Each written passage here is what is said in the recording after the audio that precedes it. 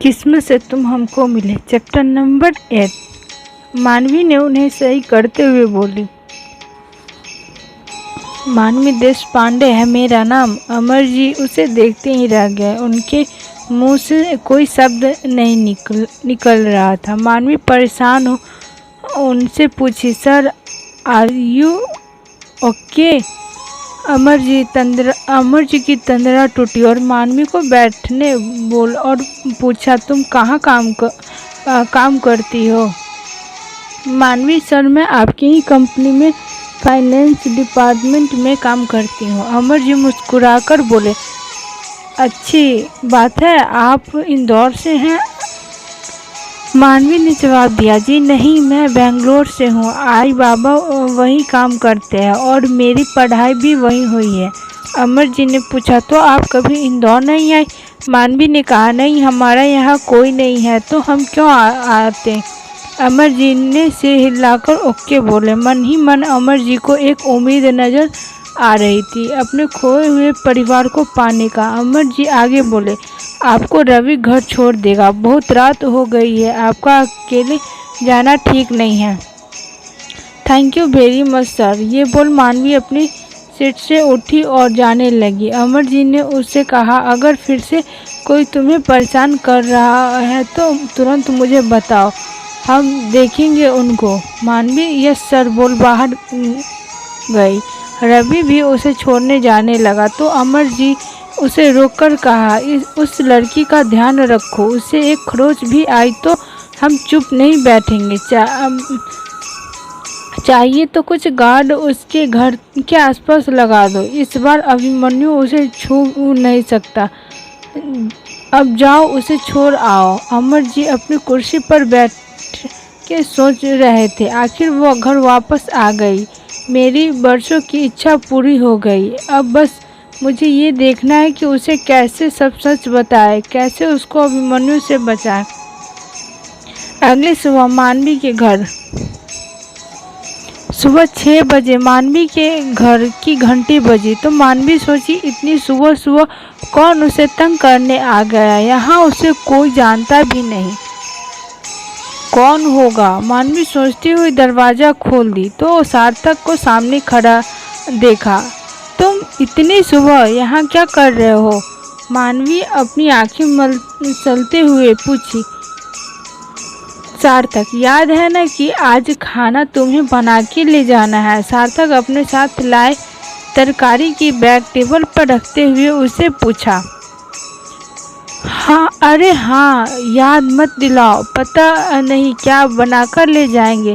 वैसे मैगी चलेगा क्या? मानवी एक्साइटेड होकर पूछी। उसकी बात सुन सार्थक हंस पड़ा और उसके सिर के बालों को बिगाड़ किचन की ओर चला गया। नहीं, मैगी नहीं चलेगा, इसलिए मैं यहाँ आया हूँ। हम आज पाव भाजी बना के ले जाएंगे, मुंबई वाले स्टाइल में। मानवी खुश होकर पूछी, हाँ, मुंबई वाले स्टाइल में? सार्थक बर्तनों को ढूंढते हुए बोला। वैसे हम बोले तो? मानवी सोचते हुए पूछी। हम बोले तो तुम और मैं और तुम। अब चलो मेरी हेल्प करो सब्जी काटने में। सार्थक तरकारी को धोते हुए बोला। Why are you helping me Sarthak? Manvi serious होकर पूछी सार्थक से।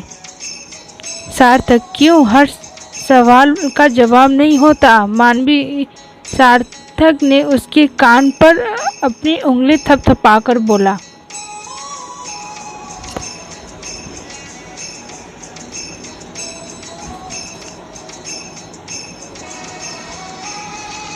शुक्रिया। मानवी अपने आप में बुदबुदाई। मानवी सार्थक की मदद करने लगी सब्जियों को काटने में और थोड़ी ही देर में पाव भाजी बन गई। मानवी उसे डिब्बे में पैक करने लगी।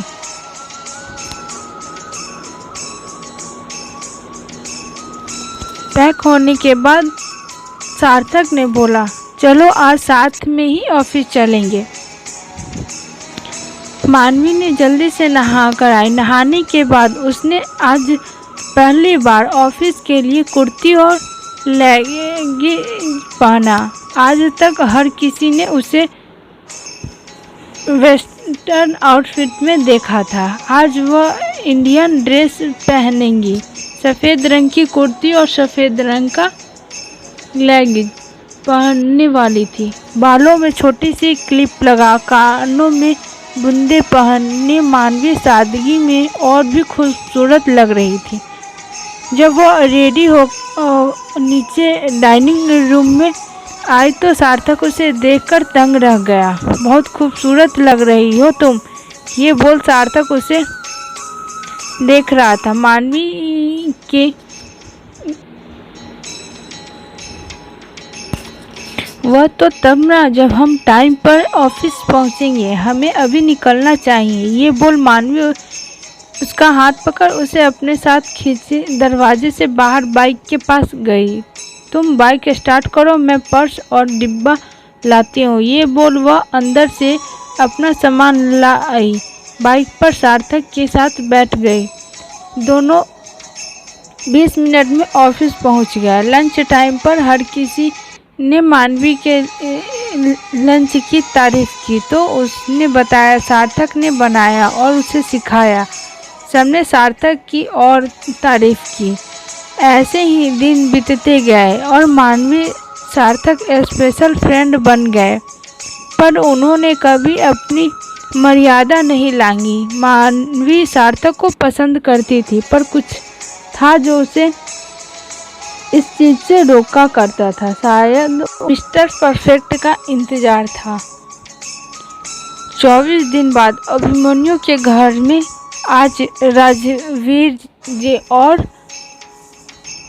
आराधना जी का वेडिंग एनिवर्सरी था, तो घर में बड़ी पार्टी रखी थी। शहर के सारे बिजनेस मैन भी शामिल थे। उनमें से एक थे मिस्टर गुप्ता, जो अपनी बेटी सहाना को भी साथ ले आए थे। उनको कैसे भी करके सहाना को अभिमन्यु से शादी करवानी थी, पर उन्हें क्या पता था कि अभिमन्यु को और कोई लड़की नहीं चाहिए थी। गुप्ता जी अभिमन्यु के पास अपनी बेटी को ले आए और इंट्रोडक्शन करते हुए बोले, अभिमन्यु कैसे हो बेटा।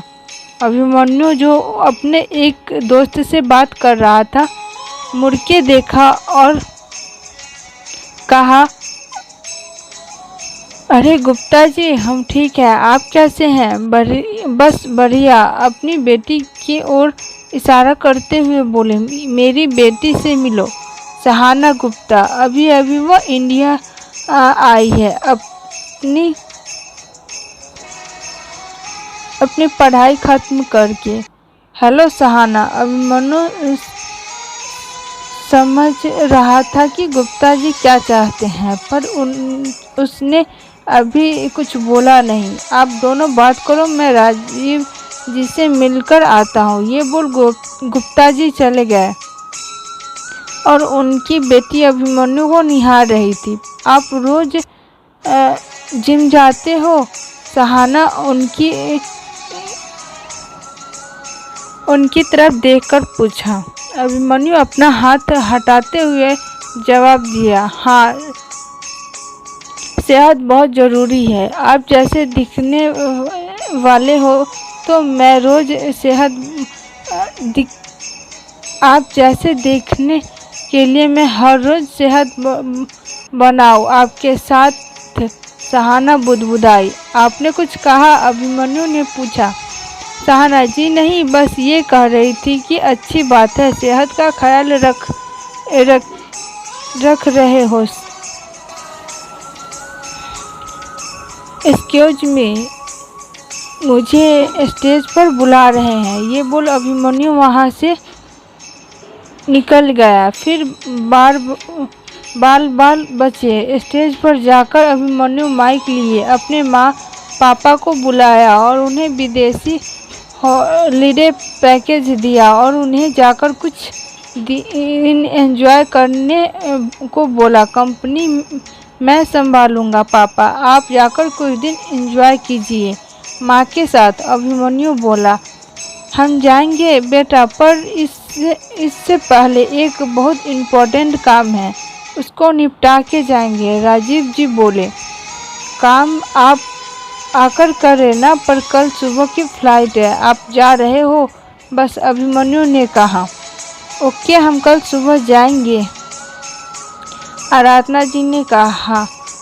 नंदिनी अभिमन्यु के बहन ने भी अपने पेरेंट्स को विश कर उन्हें हीरे की बनी अंगूठी दी। नंदिनी अभिमन्यु से 4 साल छोटी थी। उसकी अभी अभी पढ़ाई खत्म हुई थी और उसने अपने बड़े भैया के साथ बिजनेस ज्वाइन कर उसे सीख रही थी। यहाँ राजीव जी का मन उतावला हो रहा था। जो काम वह बहुत दिनों से करना चाहते थे वो नहीं हो पा रहा था। वे अमर जी से मिलकर कुछ ज़रूरी बात करना चाहते थे, पर हर बार कुछ काम आ जाता। आज उन्होंने एक और बार अमर जी को कॉल लगाया और कहा, अमर, वक्त आ गया है जो 21 साल पहले अधूरा रह गया था, आज पूरा करने का। आज के लिए इतना ही। आगे की कहानी जानने के लिए सुनिए किस्मत से तुम हमको मिले, चैप्टर नंबर 9। तब तक के लिए बाय। जय हिंद, जय भारत।